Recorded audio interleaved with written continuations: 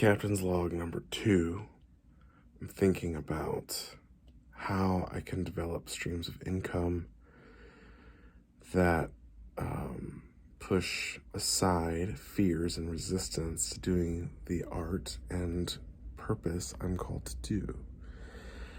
I'm reading the Death of the Artist. It's a book, and it talks about how many artists, the successful ones, don't even tell you that, like, oh, they had a trust fund or they had this or that. Not all of them do. It's not an excuse to not go forward. But it is the reality that a lot of artists do not make a living from their art, and most of the time that's seen as a badge of honor. That you have to be, it has to be one or the other. You can't serve God and man, or you can't serve God and money.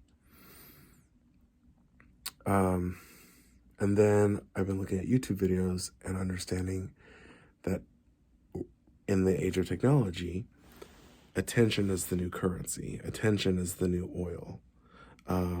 Examples of that are some of the celebrities that are able to turn multi-million-dollar endorsements,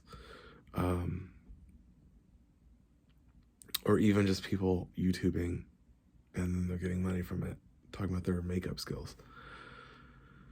So I'm swinging at this by making this video, and also kind of just letting my thoughts matriculate and understanding, like, okay, if attention is the new currency, what do I want to be bringing attention to?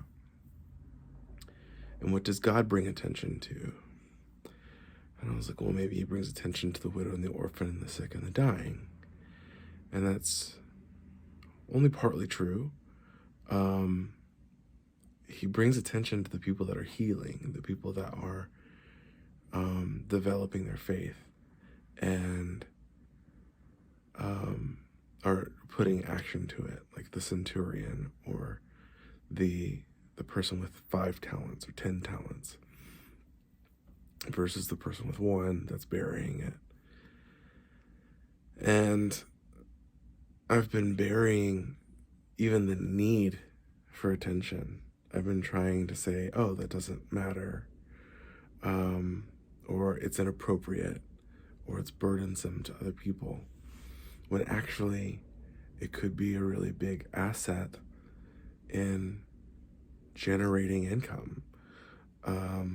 Would you look at that?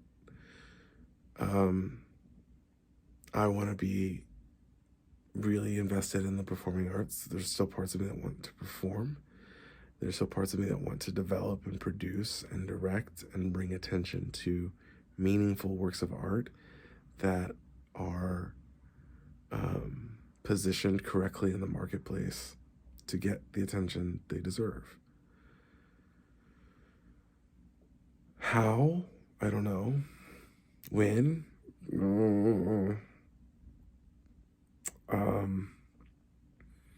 But these are the things I'm thinking about and wondering. And another thing that came up with the attention as currency thing is, like, there's so many people trying to get your attention all the time. And so you choosing where you give your attention, you making a choice to shut out some of those things is actually a way that you could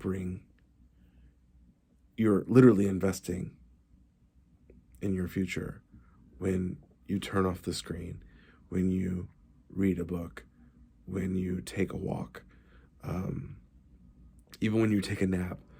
Like, your brain and body need time to absorb and rest and process the information that gets flooded to you. And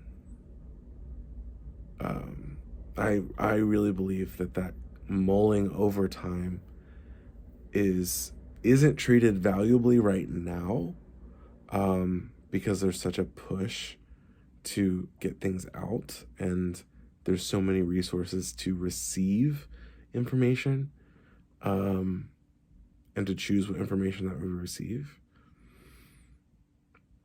And we think it's automatic, and it's not as automatic as we think it is.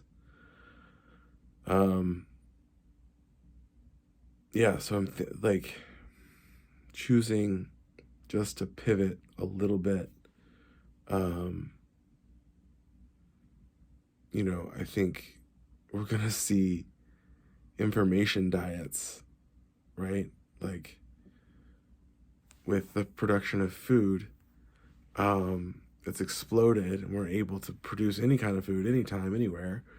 And we've created such a surplus that we have like an obesity epidemic. I think we're sort of seeing the same thing in information. We're probably already past that. I think the information age has gone through the same patterns, but just much faster. And I think we're kind of hurling ourselves into an unknown future, which has always been the case, but we're going faster now.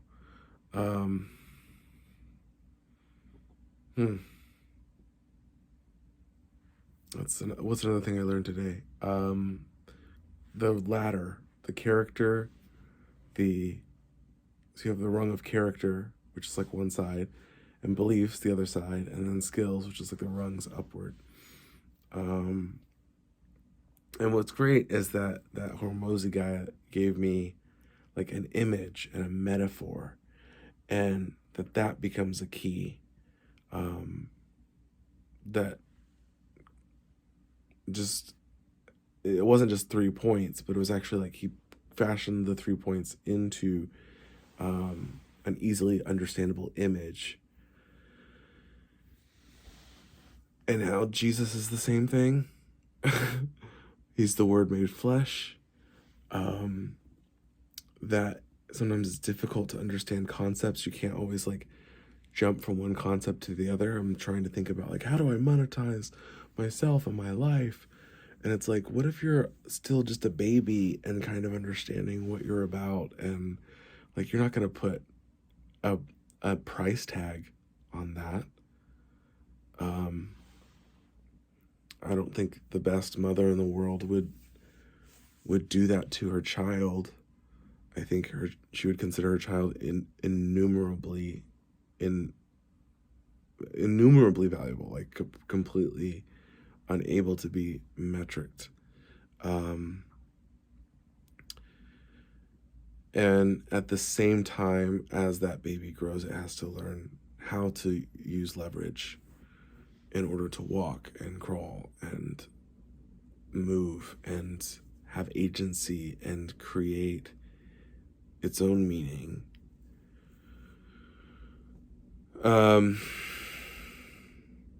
But it wouldn't do those things if it didn't believe that it's valuable. So I believe I'm valuable. I've been developing my character. That really only comes through testing, right? Because I can say I'm one thing, but when the chips are down, what am I? And then the skills help me build character, and also the characters and beliefs help me build the skills. And the skills is what I've been lacking the most, because I haven't actually put myself out there to develop something. So here I am, trying to do a 3-minute video and taking 10 minutes. But I'm putting to practice and mouthing out the words of all the things that that I myself have digested within the last 5 hours. And putting it out there and putting it in my own words. And hopefully it's of value to somebody else. It's incredibly valuable. Well, is it valuable to me? I don't know. I'm already doing it. It's valuable for me to do it. Yeah.